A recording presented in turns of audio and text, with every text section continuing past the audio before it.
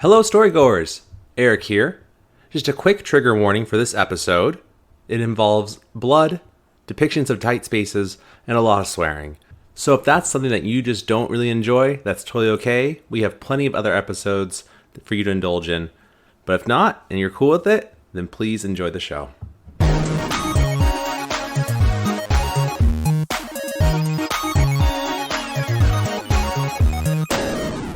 Hello, storygoers, and welcome back to another episode of Tales from the Cartridge, the spooky video game storytelling podcast. I'm one of your co-hosts, Eric Penrod. And I'm one of your other co-ghosts, Ryan Bauer. Oh, that was a smart one. I didn't think of co-ghost. That was good. Yeah. Ryan Bauer, but a ghost. Yeah, that's right. That was really funny. I was editing the last one and I heard that. It was really funny. I had this realization. I was thinking about this, Ryan. I'm curious what you think. Mm-hmm. We have so many loyal listeners. So many, yeah. Which is fantastic. I think we both agree that they're very, very amazing people. Yeah. The best people. Yeah. But there is a part of me, there's that anxious brain part of me that thinks about how there's probably at least one loyal listener who has like a significant other or like a sibling or a friend or a parent or someone who's probably also listening to this with them in some way, shape, or form, like in the car or just in their house or whatever like that.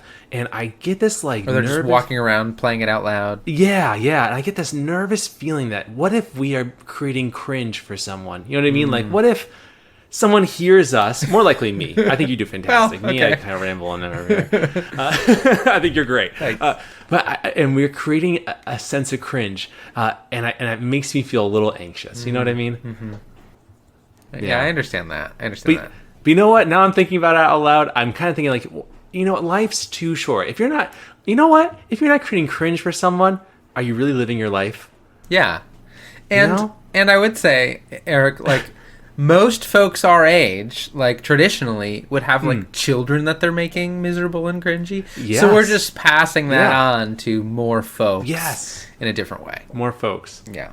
They are our kids. Right, yeah. You're all our children. Loyal listener. You're all our children. Go clean your room. Real quick. For the cult of the parents, clean your room. Yeah. Said the person who doesn't clean their room. Yeah. Me. I'm talking about. I just love that. Like, though, it's so funny to like have this sense of like, oh, are we doing something kind of like, you know, not bad, but like cringy to someone? But it's like then the quick realization of like, no, you're not living life if you're not cringing somebody out, and it's like the total cognitive dissonance of it. You know what I mean? Like, no, it's impossible. Yeah, it's hard. You just gotta not think about it too much because there's also like for sure people who have like listened to our podcast while going to the bathroom, listen to our podcast while like going for a walk. You know what I mean? Like, there's enough people listening that everything is happening while they're listening at some point. Yeah. I almost want to say too, like I guarantee this hasn't happened. Like I would be very surprised if it has, but like I feel like we'd be kind of like on top if someone robbed a bank or something with us playing. That'd be kind of cool. That would be cool. It's not cool to rob banks. It's not cool to rob banks if people get hurt, but banks have plenty of money and they really should start giving it out because it's our money. Really. Well, it's other people's, right? Yeah, exactly. It's other people's money. Yeah, but it's all insured. It's all federally insured, so it's not like they're losing that money. And in some cases, I'm not advocating for robbing banks. I want to say that up front. But in some cases, banks will like invest more money than like they are able to invest money that like other people, like when I put my money in the bank, that is my money. But if I want to take all of it out, there's some banks have policies against that because they've already used that money to do other things, right? So it's a bunch of nonsense, and all financial institutions should be tore down, and should be complete anarchy. Yeah, exactly. Yeah. Don't rob banks. Don't rob banks. Don't rob banks. Don't rob banks. Yeah, if anything, become millionaires, and you can share the wealth. Yeah, and give it all away. Yeah. Robin Hood it. Brian, how are you? And what have you been playing? I'm doing pretty well. I was coming off of a little bit of a mini vacation last weekend where I just played a ton of games. I beat 2 whole games, Eric, and I'm excited to talk about the games that I finished. That never happens to people our age. No, you don't get that time. So overall, I'm doing good. It was a pretty crazy comeback from like 4 days off to 3 days of work and trying to get 7 days of work into 3 days, which just didn't work. But that's okay. I just left Friday and it'll be there for me Monday, and that's okay. Yep. What I've been playing, I finished Cyberpunk and the DLC. Wow. I finished AC Mirage, and then I just started yesterday the Diablo Season 2, which is all about spooky vampires. So I just started that yesterday, so that was fun. But yeah, Cyberpunk, incredible game, incredible story. Like, if you haven't played it, you should. It is like, I have never played a more like beautiful and also like impressive game, in that like this city feels so alive. There's so much sound, there's so much noise, you can hear people having conversations. I walked through that city, I think I put like probably 70 80 hours in that game, and I don't think I ever heard a conversation repeated. Like, every time you're walking on the street, you just hear people talking about things, and just like you hear like half of conversations. And there's this one scene in the DLC where you're in like a giant like ballroom, and there you can hear just like 30 different conversations happening. It's wild and very cool, and it's a very fun game, and really beautiful, and asks a lot of really great questions, and is very good and very fun. If you haven't, definitely check it out. It is worth it and great. AC Mirage, that came out, and I beat that, and I think my final was 23 hours or so, with 100% complete, everything done. So it's not a huge game. We can maybe spend more time talking about it sometime, but it was fun. But there are a lot of things that I think I didn't particularly like. Namely, the story was a little rough and weird. The protagonist is kind of like is just a nothing. Like, they try hard to make him seem like this certain type of character, and I just never really bought it. And then like over the course of the story, there's just some weird. It feels, unfortunately, like this was supposed to be a DLC, and they didn't have the money or time to make any of it feel like a full game. Gameplay, very fun, feels great. The loop is fun for the most part. You can do a lot of sneaking. I really like the quest progression, how the quest progression works. It is like, it's kind of open-ended, so you can like choose what routes you want to go. And the new like quest log is super cool. It's like a big map that like fills up as you like find clues, and it like spiders together and becomes this really cool web that I really enjoy. There's a lot of stuff I really enjoy, but like overall, the story I thought was pretty bad. Like, even for Assassin's Creed standards, which they've told very, very good stories, and then like as the time has gone, it's kind of a convoluted mess, and it continues to kind of be that. Like, the game ends up being like, I don't want to. We can get into it another time. Okay. I don't want to spend too much time rambling on about it, but it was fun. And it was the perfect length, I think it felt like to me, for the amount of time. Maybe a little more expensive. It was like a fully priced game, and it was like maybe 25 hours start to finish. But overall, it was a fun time, and it was great to be back in that. Baghdad is an incredible setting, one of the best settings and the most interesting and dense they've done. But I don't know if like as a story, it was quite enough there. And then Diablo 4 Season 2, Spooky Vampires. It's more Diablo. They fixed some stuff. They made stuff that should have been in there from the start. It's fun. We'll see how fun it is in like 3 weeks, but it's currently fun. So played a lot of things. I could spend an hour talking about both of those games. But I won't, because I want to hear, Eric, how you're doing and what you've been playing. I'm good. I had to travel home this weekend. Well, I say home. I had to travel to the state of New York. Woo! I'm not Excelsior. super thrilled about it. I just don't like the drive. 7+ hours is so annoying. It's just such a boring drive too, which isn't like necessarily a bad thing, I guess. Like, it's not a hard drive, so I shouldn't be complaining. But at the same time, it's like meh. So I'm trying to stay positive, but whatever. I'm not doing a very good job. And in terms of what I've been playing, still Fortnite, because it's so much fun. They're actually going back. So the rumor is, spoiler alert for the next chapter, the rumor is they're taking it back to the very first map ever of Fortnite, which is actually very exciting for people who haven't been able to play that, myself included. I started Season 5. So I'm actually really excited for it. It'll be fun. It's just a fun way to kill a half hour, honestly. I play one round, I'm just like, all right, I'm content. Or maybe you play two. It's just easy. And I just this morning finally beat Lies of P. Woo! And I gotta say, if it wasn't for Twilight Princess being out this year, I would say this is my game of the year so far. Yeah. I loved it. I loved it so much. It was... If I've heard that the closest Souls-like to Lies of P is probably Bloodborne. Mm-hmm. Yeah, and if it's anything like Lies of P, or if it's anything like Lies of P or anything like that, I'm actually thinking I'm gonna have to go play it, because I was wrong. Like, if any of the other narratives are like Lies of P, then I was so wrong about Souls-like games, because it had just the right amount. I think I've said it before on the podcast, where like I don't like story narratives that kind of hold your hand and over explain, because then it's like not so fun, and it kind of loses its like mystery and like appeal. And Lies of P just does a great job at telling you just enough and then sprinkling information throughout the world for you to find. And it's so vast and so not hard to find things, but it's a challenge at times. But when you learn more things, it's so much fun. There's 3 endings to the game. I'm not going to spoil the endings. There's 3 endings to the game. I got the middle ending because I didn't commit to one of the like kind of archetypes, I guess I want to say. I didn't commit to one of the what's the word I'm looking for? I guess narratives, or I don't know. I just didn't commit in some way, shape, or form to what I was supposed to do. I was kind of just really in the middle ground of everything. And when the game ended, I kind of felt like I didn't get enough. And then once I spent some time looking at the other endings, I had realized that it opens up so much more.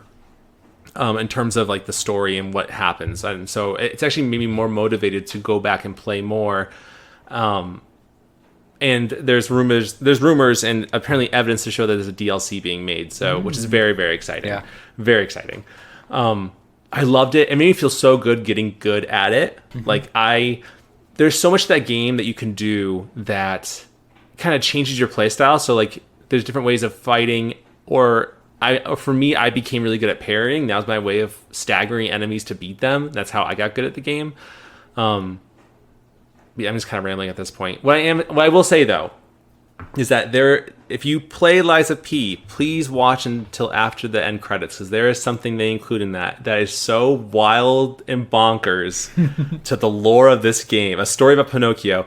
It's like, what? Like it's so random and weird and cool, and I'm like, it was something that, like, if you told me, I'd be like, that's really weird. But like just watching it play on my TV, I was like, where is this franchise going in the best way? It is super, super cool. And I just love, because it's a story about grief and trauma and the lengths that we'll go to help ourselves at the expense of others. And it's very interesting. I highly recommend it. The art in the game is amazing. If you love Souls-likes or have always wanted to try one, I highly, highly, highly recommend Lies of P. I really think it's amazing. A lot of people say it's really hard, and it is hard at times. I never felt like it was challenging enough until the very last fight, that I would say that I need to like grind levels to get strong enough to beat it. However, I would still try it, even if it's on discount and you want to buy it that way. I would say play the game. It's fantastic. I really, really recommend it a lot. And last but not least, I bought Spider-Man. It's on my PS5 right now, and once we're done recording, I'm probably going to jump on that because I'm very, very excited. I had to beat Lies of P, because if I didn't beat it now, I probably never would go back and do it. Yeah. But now I'm so excited to play it again, so we'll see. Yeah. Anyway, storygoers, thank you for listening to that. 15 minutes of us talking about ourselves, which is always good. As always, we hope you enjoyed our last episode of Little Nightmares Part 4, which will hopefully be out tomorrow. I have to finish writing it, and then I'm going to record it tomorrow, because that's how we roll. Yeah. But hopefully you enjoyed it. It should be the last part of the game. It's the last 20 minutes of it. I'm very excited to get that out there for spooky Halloween season. Email us your thoughts, feelings, and perspectives to talesfromthecartridge@gmail.com. All the E's are 3s. Find us on our social media by leaving a voicemail or text at our toll-free number at 205-494-4334, or answering our poll question below if you're on Spotify listening to us. You can also find us on Patreon if you want to donate to us there. And if you feel like rating us on Apple or Spotify, that would be great. There's one person who is our 18th reviewer on Spotify. You know who you are. You gave us 5 stars. Thank you so much. That you're the 18th coolest person to us. That's great. And then whoever is 19th, get on it. It's your time to shine. So Today's episode, as it's being a spooky episode, is a game that I didn't really know about until recently, and it's not a very big game in terms of playability or in terms of length. But the game that we're covering today is Iron Lung. Ooh. Ryan, would you do us the honors of kind of jumping into some of the stats on the game, the background and influences? I would love to. This game was made by, it looks like, was it a single person? A single person made this game? A single person, yeah. A single person, yeah. Name, I'm going to do my best with this last name. David Zemansky? Zemansky? I think so. That looks good, yeah. David Zemansky is the developer and publisher. It seems like he might be the sole creator of this game and experience. It was launched for Windows and Nintendo Switch on March 10th, 2022. Sorry, Windows March 10th, 2022. Switch December 19th, 2022. That is when all of this game came out. So it's only about a year, a little over a year old. Actually, probably approaching. Yeah. It's 2 years old. Do you want me to do the background info, or do you want to jump in and do that one? I can do that. Yeah. Cool. So the name of the game, Iron Lung, was likely inspired by the respiratory device of the same name that was invented in 1912 and widely used in coming years to protect patients with polio disease breath. Oh, I didn't know that was the thing. Wow. I heard. Oh no. Okay, I'm thinking about a hyperbolic chamber. Sorry, two totally different things. Yes. Okay. Iron Lung is the big thing. Yes. Yeah. And then following the craziness of the Titanic submersible incident that happened semi-recently, Zemansky, yeah, expresses discomfort at the increased sales in multiple tweets, first posting a weekly sales chart from Steam with the words, quote, "This feels so wrong," end quote, and further stating that he found the dire situation that the Titan's occupants, and this is before they had found out that the submersible had imploded, quote, "pretty horrific, even if it was of their own bad decisions," end quote. This game mostly became popular because, I think it did well originally on its own, but it became very popular when Markiplier started playing it. He made his own video, and he must have liked it enough because now he's making his own feature-length film on Iron Lung, which is pretty wild. Yeah. So he wrote it and he's directing it and starring in it. Cool. Interesting. Yeah. So it's very interesting. So if you actually like this story, if you've played the game and didn't know about the movie, or if you hear the story and you're interested, Markiplier released a 1-minute teaser trailer for the movie. It's just him covered in blood. So if you don't like that, don't watch it. But if you're cool with it, go for it. Ryan, is there anything you want to say before we jump in? No, I guess the only thing is Eric, when I was on vacation, this is related, I swear. My partner's parents came up, and we were in New Hampshire, and we went to Portsmouth, and you can go in a submarine, and we went into a submarine when we were in Portsmouth. It is really there's a submarine just sitting outside of Portsmouth that you can pay $10 to go inside of. It is terrifying. That is what an interesting coincidence that now we're going to talk about another terrifying experience. It's so wild how small and tiny those spaces were, and how people spent months and months in, and you're allowed to shower once a week because we don't have a lot of water, and it's intense. Oh my god, they jam people in so tightly. There's a couple of the bunks where you have a pipe that is in where you sleep, but that's where you have to sleep because it's the only place they can fit a bed. Submarines are terrifying, so just keep that in mind as you're hearing this experience. Go see a sub; they're around and they're terrifying. No, maybe don't, or maybe don't, because they're terrifying. I have no desire. I think I had the opportunity once. I chose not to because I'm 6'3" and I just it was hard to move through the space. They had to have had a height requirement to sign up. Because I imagine because you wouldn't fit in the beds. You wouldn't be able to stand in the spaces because the portcullises are 3 feet by 2 feet. You have to move your it's wild. Submarines are terrifying. Being underwater is scary. Which we will now hear more about. Yeah, here we go.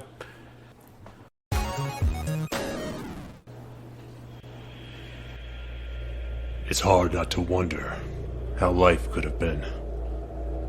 That one choice you made, and it fucked everything. Or maybe it was someone else's choice who put you where you are now. Or maybe it was destiny, or some divine power who gave you the middle finger and told you to shove it.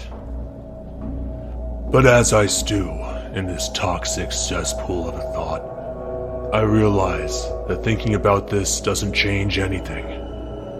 I'm at a crossroads between freedom and, most likely, death. If you're listening to this recording, then it either means I made it back and we're listening to it together, or I'm dead and someone found this floating on the surface. As I sit in this submersible, I'm trying to steel myself for what lies ahead. The crew outside is welding me inside the SM-13, aka the Iron Lung. They tell me it's to keep the vessel strong for the pressures of the ocean below. Part of me believes it, and part of me thinks it's because they have no intention of letting me out. As the sound of crackling from the welding continues over my head, I think about how maybe we're all fucked. Every one of us. With the quiet rapture having taken all the stars and inhabited planets, and they're disappearing without a trace decades ago. We survivors who are on the space stations were the only ones left. Now, humanity struggles to find resources to continue on. And me? Well, I'm the convict chosen for this hell-infested journey.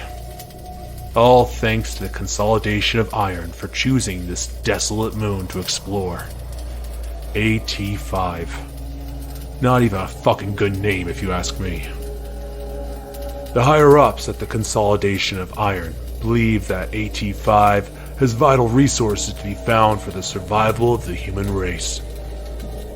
The only catch is that the vital resources are under a literal ocean of blood. Yes, sir. I ain't even kidding when I say blood. And not just that. Tests show that it's none other than human blood.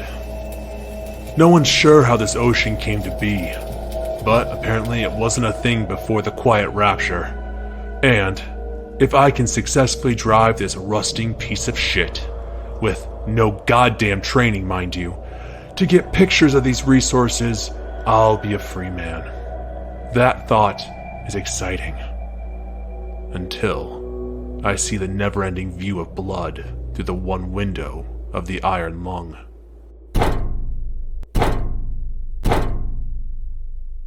That's the signal. I'm fully welded in this metal shithole. I stand here and wait. Given that this shitty sub doesn't even have seats, I stand by the center console and turn the radio on to listen for command. Beginning your descent. Great. I can hear the sub enter the viscous Red Sea of blood as I see the sky one last time. Hopefully, not the actual last though. Crushing depth in roughly 40 seconds. Stand by. I wait quietly, looking at the depth gauge next to the one window of the Iron Lung, as it begins to go down. I'm seeing some voltage irregularities in the instruments, so keep an eye out for sparks or flames or anything like that. The O2 meter on the other side of the window. It's reading that it's full. Approaching maximum depth. The hull's feeling it, but it's still holding strong. Closing porthole shielding. We're starting to lose the radio signal. You'll be at cruising depth soon, so remember the briefing and be careful. I can barely hear them. The signal strength is quickly dying. You're on your own. Good luck. The signal to command is cut off, and I'm on my own.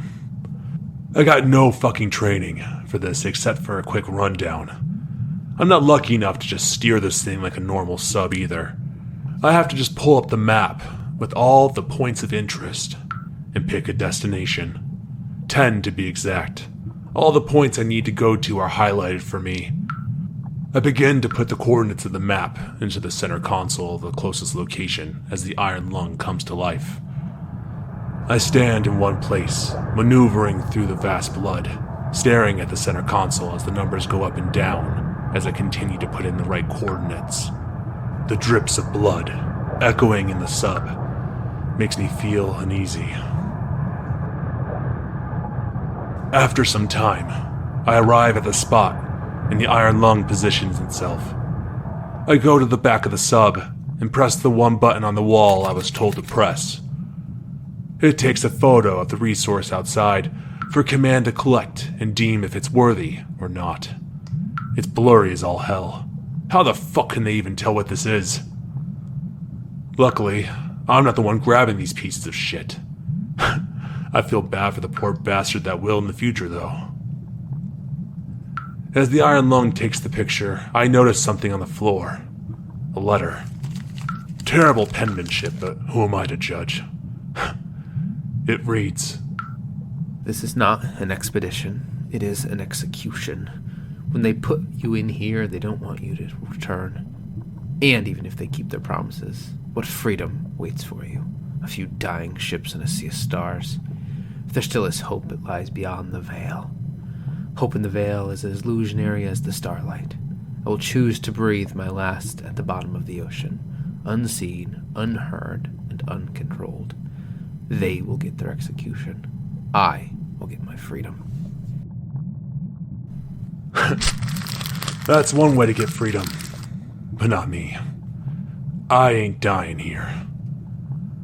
I check off this location on my map, and I go to the next one, closest to me. As the iron lung moves through the ocean of blood, the sonar at the center console starts to go off. An irritating noise, signaling something outside the hull. It can't be good. They never said if there was life here or not. I move quickly as I set the next coordinates. I walk to the back of the hull, and I take the picture. Another fuzzy mess. I stare at the screen at the picture, and I feel a cold sweat.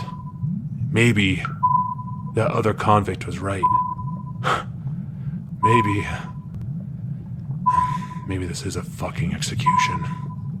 No, fuck that. I'm doing this, and I'm leaving. The bottom left of the map's locations are all done. I'm going north from here. As long as everything keeps going the way that it is, it'll be fine. I will be fine. I make it to the third location, and I take the picture again. It looks like tentacles coming out of the ground or something. What the hell kind of resource is that? More coordinates. More photos. As I take the iron lung deeper into the ocean, I keep getting this uneasy feeling. More beeping coming from the sonar. 2 signals. The beeping is more intense and I can feel my blood pressure rising. But I push the iron lung deeper into the red abyss until the 2 beeps finally go away.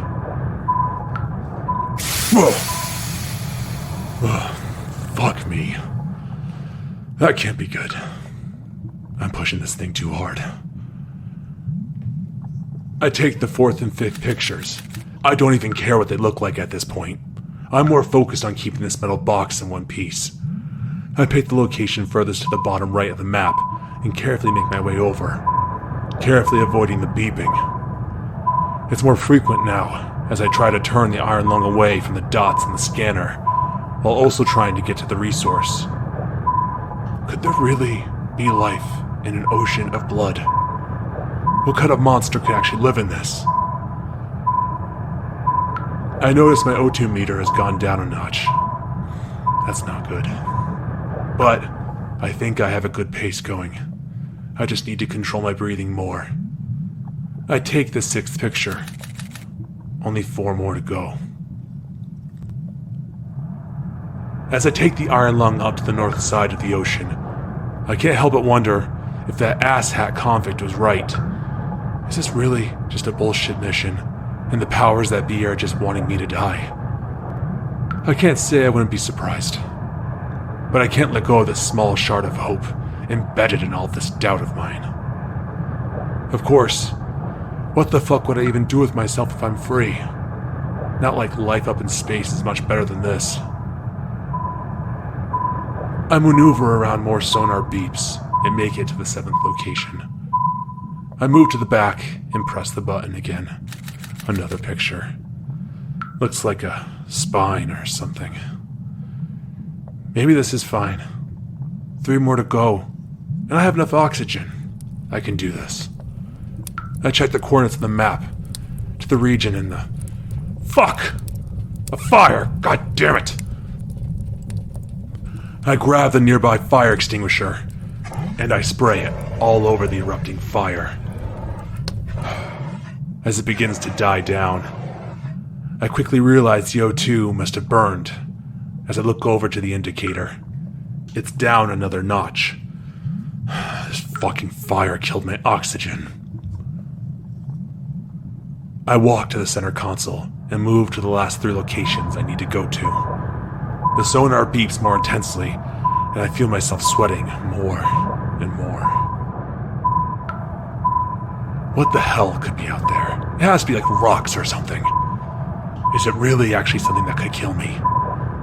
Can something seriously live in this blood-filled pit? No. There can't be anything. I need to focus. I study the iron lung, and I take the next photo. My vision is starting to blur more. I can't tell if it's me shaking, or if it's the iron lung. I'm not sure what could be worse, but either way, I'm almost done. The beeping continues, but I don't even care anymore. I just keep thinking about life after this. Maybe finding somewhere to call home. Meeting someone. Trying to find some speck of hope in this godforsaken universe. I take the second to last picture, and I can't stop smiling. One more. This is it. The location is to the northeast of the ocean. I look at the coordinates and I begin my move. But as I'm going, I'm realizing the sonar isn't stopping. It's beeping, like I'm being followed. No. I'm paranoid. Just focus on the fucking picture. Ugh! What the hell was that? The sonar's still going off. Maybe something's outside. Something's in the way. Whatever I bumped into, it's directly in front of the iron lung. I can't see a damn thing out this fucking window. Yeah, oh, that's it. I go to the back of the submersible, and I snap a picture. I can't see what's out the window, but if I take a picture, I can see what it is, and maybe I can get around it. I stare at the screen while I wait for the picture to come up. It must be a rock or something. An eye? A fucking eye! And it's massive! Fuck! There's something out there. I look at the sonar and I watch as the monster moves to the other side of the iron lung. As I realize it's moving out of the way, I start noticing the pool of blood quickly flooding into the sub. Fuck! I need to hurry. I'm so close to the last location. I'm standing knee-deep in a pool of blood as I use the center console to navigate the iron lung. The sonar continues to go off. I think it's following me. The blood is collecting, getting higher and higher. I just need this picture. I get it, and then I can go back up to the surface. Just one more. Just one more fucking chance. The blood has almost reached the center console. As I make it to the last location, the beeping of the sonar begins to fade too. Maybe this is my chance to... Who am I kidding? Maybe that last convict was right. What the fuck will I do with myself when I leave this hell? Just continue to live in hell, up in the starless vastness of space. No planets, no resources, all misery. Maybe they were right. I'm not a bad person. I'm someone who did bad things in a life of pain and misery. I don't regret it. I did what I had to survive. The beeping is only worse as it returns and the iron lung continues to get knocked around. What a fitting end. They'll get their execution, and I will get my freedom.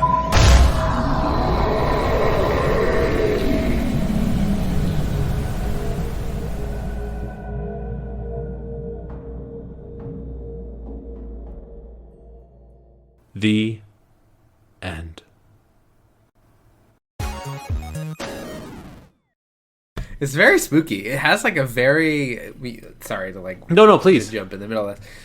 It has this like very like scary short story feel to it. Yeah. Of like that is just so good and interesting. I really like the vibe. Thank you. I was kind of I had it up on my TV, and I kind of just like pretended like if I was in this, what would it be feeling like? And like if I'm this convict and I'm just like I feel like the convict probably is like has a grudge or chip on his shoulder and is just really feeling it, and like I would be paranoid and freaking out, and I know I would be swearing up a storm, which I felt like was appropriate in this situation. Yeah. So that was a shorter story, but I really liked it a lot because I feel like it was such an intense short story, and the game itself is very repetitive, which is why I kind of had to add some fluff to it. But I feel like it just is so it's not relatable, but kind of is. It's like sympathetic in a sense. Sure. You know what I mean? Like, to be in this position, to be in this enclosed submersible, and just knowing that this is likely your last destination in this world I mean, I don't know. I feel like I'd be like this convict right there. I'm lying to myself or kind of trying to come to terms with my inevitable death. I don't know. Ryan, what did you think about this story?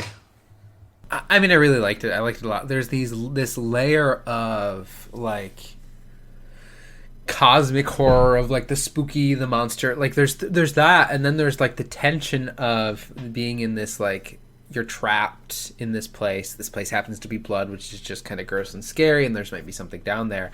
And then there's what is I think even more like there's that moment to moment tension. Then there's like the overarching tension of, man, even if I get out of this, what does that even mean? Mm-hmm. It is I'm going to try to be hopeful here, but like out there is also hopeless. And there's like that layering of hopelessness that I think is very relatable to a lot of folks in the world, because I think a lot of folks go through this feeling of, you know, I'm struggling and suffering for what? Things are bad and only bad things happen, and how do you find hope and all that? And then there's this like intensity to this like visceral experience this person is having that is layered on top of just misery that is really masterfully done, and I think elevates this to being just a spooky scary at a sub to like really thinking about the I can't think of the word, really thinking about like what the true horror is here, the psychological horror of being in this experience and living through it is really scary, but then also the experience of like, when I get through this, what comes next, and is that anything? Is that worthwhile? Is there anything even there that is very good and adds this really nice tension and relatability to the experience? Yeah, I feel like so often we read stories or see stories or whatever it is, we experience these tales about people who overcome some kind of significant obstacle in the hopes of something greater, and it typically ends up happening that way, and there's some sacrifice. But I've always been that proponent, ever since playing the original Dead Space, I've always been that proponent that I really love stories about seemingly normal people who are in just very out of this world, crazy, scary situations. And I feel like that hits home in this game. And what I love about the game, when you play it, like it's just a first person view. So you really are playing this character. And I added all the narrative we added, just because there is no real narrative besides that note you find, and there is a update to the game that adds a terminal that gives you a little bit more context, but I didn't want to put that in here. I wanted this to be more mysterious, so I did like the original base game, but regardless, I feel like there's just something so relatable to normal people experiencing very difficult things, right? Like we can play Spider-Man 2 and it's gonna be amazing, I'm sure, right? But like, and Spider-Man's a somewhat relatable character, but not nearly as much as I would argue as a character like this, or like an Isaac Miles, or like someone who is just a normal person that's kind of just thrust into this horrible situation. And I feel like you can really sympathize and relate with that in the sense of like this. I think if this was real, I would be along the lines of this character. I'd be kind of in this denial state of accepting my death or being hopeful for the future, but then realizing like what future would there even be in this world. Mm-hmm. And that coming to terms with like choosing to embrace their death, in this hopeless world is this convict's freedom, as is stated by the convict originally in that letter, the other convict in the letter. Now, again, I want to say that too. We talked a lot about like death and giving into that. I do want to say though, just because we live in a world, I don't want this taken out of context. Our world, though, going through difficult times, of course, because everything, you know, we are complex creatures and making complex choices. We are not in the same position as this convict. So please, please, please, if just saying this right now, if you are feeling any sort of way about yourself and you need help, please get the help that you need. And I can add the phone numbers in later after this. But regardless, my point is being like, there's something very relatable to a character that has nothing in the hopes of gaining something in a world that is willing to give them nothing. So yeah, it's very sad, and there's really no lesson here to learn, I guess. I mean, I don't really see one a whole lot. It's just a lesson of kind of, I think it's just a lesson of how to sit in an uncomfortable situation, you know, and how, and just getting through it, I guess, in a way. Yeah, I mean, I think the purpose to me feels like just to, like, again, this is the time of year where these things are more interesting, I think, than because of our culture. Like, to sit in a terrifying experience, to, like, just allow yourselves to be lost in this experience of terror and misery in a way that, like, we are in a safe place. We are safe. We are, you know what I mean? We are not in any danger. But to allow yourself to be lost in that, you know, scary, terrifying experience. There's like this weird enjoyment that comes from that, to like allowing yourself to feel that in a safe space, right? That is like pretty unique to like horror media. And there was a lot of people who like use horror as their comfort because they know like when they're going through something traumatic, they'll like watch a scary movie because there's a control, like no matter how scary or dangerous or terrifying this media I'm consuming gets, I am safe, and there's a power in that. And I think just allowing yourself to enjoy this really cool spooky experience that has been made is a wonderful thing. I think actually, you know, Ryan, I mean, I actually think that's a really interesting perspective. I've never heard that perspective before about like feeling safe in watching horror films, and it empowers you. 'Cause for me, I struggle with not empathizing. I over empathize with horror movies, which makes me connect with characters, and then I feel too deeply for the ones who are dying typically. So it's really hard to watch, especially animals. I can't watch that. But that is a very interesting. I never thought about that perspective before. It almost makes me want to watch a horror movie with that in my mind. You know what I mean? Yeah. Oh, by the way, PSA. Now, don't take my word for, you know, do your own thing. I've watched 2 spooky movies with my fiance now. Sorry, this is so off. I don't know if I'll keep this one. No One Will Save You and Skinamarink both suck. That's all I'm saying. I hated them. I hated both of those. I mean, picked 2 movies and they both have not been the best. I probably won't put that in there anyway. I don't want to like put something out there. Like, I hope people like it. That I'm just crapping on other people's movies. But anyway, I just think this is I like short games like this because it gives you this short time period to experience something very intense, as much as you want to experience it. Again, you could also like, I'm sure there's speed runs of this game and people just don't even like think anything of the context of what's happening, right? But when you really allow yourself, like if you sit in a dark room and play this game, you really allow yourself to sit in this position of what this convict would be feeling like. It's probably a very deep and emotional experience to know that you will likely not make it out of this thing. You don't make it out of it, but and what you might be feeling like. I think it's very interesting, so long as, again, as Ryan is saying beautifully, that you are safe in doing so. Then, you know, but if you don't feel safe, please don't do that. So that's not fun. But storygoers, send us your thoughts, feelings, and perspectives. talesfromthecartridge@gmail.com. All of the E's are 3's. You can also send us you can also find us on our social media, or by leaving a voicemail or text at 207-494-4334, or answering our poll questions below, and we'll read all those in a future episode. You can also donate on our Patreon, and you can also rate us on Spotify and Apple, or wherever you listen to us. Hopefully they have a rating system there. And for those of you who celebrate, have a happy Halloween. Enjoy. Hopefully it's fun. I still have to dress up for work. I have no idea what I'm going to dress up as. So I keep getting told Ken, which I don't know if that's a good thing or not. But everyone's going to be Ken. You know what I mean? There's going to be there's going to be quite a few Kens. But you could be like your own. You could find your own special You could be Alan. be Alan, Yeah, just the punch real people. hero. The real Yeah. hero, yeah. The Kinda real makes- hero. Yeah. Besides Barbie, Yeah, of course. Yeah. Right. Right, of course. But be safe, please. Everyone, be safe when you go out. Yeah. Whether you are drinking or no, I should say that differently. Just be safe. Everyone, just be safe. Be safe. Please Whatever make the you're choices. doing, Be safe. Be smart. Yes. Be safe. Keep yourself safe. Keep your friends safe. Yes. Yeah. You Dress know, well. Do whatever you need to do. Dress well. Yeah. You know, whatever makes you feel empowered. Yes. And doesn't cause Follows the harm law. to others. And follows the law. Yeah. Have a wonderful time.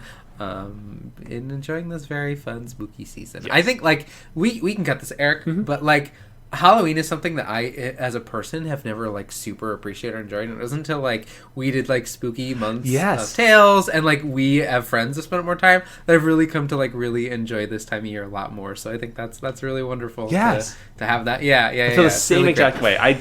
I grew up. I remember that my last Halloween was 2000 or 2001. I think it was 2000 because I was playing Majora's Mask, and I was 10, and I dressed up as a vampire. I remember just being like, I think I'm done with this. I just never really connected with Halloween again, besides the candy, because I was a glutton. I still kind of am. But yeah, now I feel like that we've ever since we started Tales and me pushing myself out of my comfort zone a little bit to watch spooky things and enjoy that, has made me really enjoy scary stories more. Yeah. I think because I just when you get to play these characters that especially in the Outlast episodes or and the Soma episodes, get to play these characters that we would never act like or be like. It gives us a fun perspective, typically very scary and unhealthy and not well, but just a fun way of enjoying a medium that something for both of us we just never really connected with that much.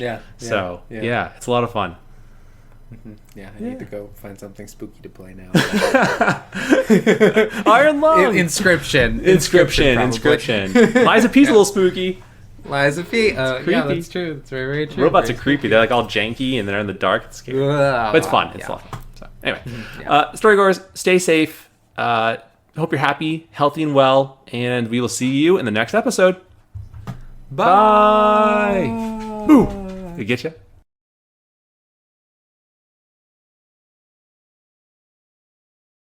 But as I stew in this toxic cesspool of a thought, I realize that this thinking about... Oh, I need my clicker. Shoot. How did I forget I was going to make mistakes? Where's my clicker? That'd be so funny if this stayed in the episode. Leave it. All this the cesspool of a thought. Where's my clicker? Spooky. No clickers. But as I stew and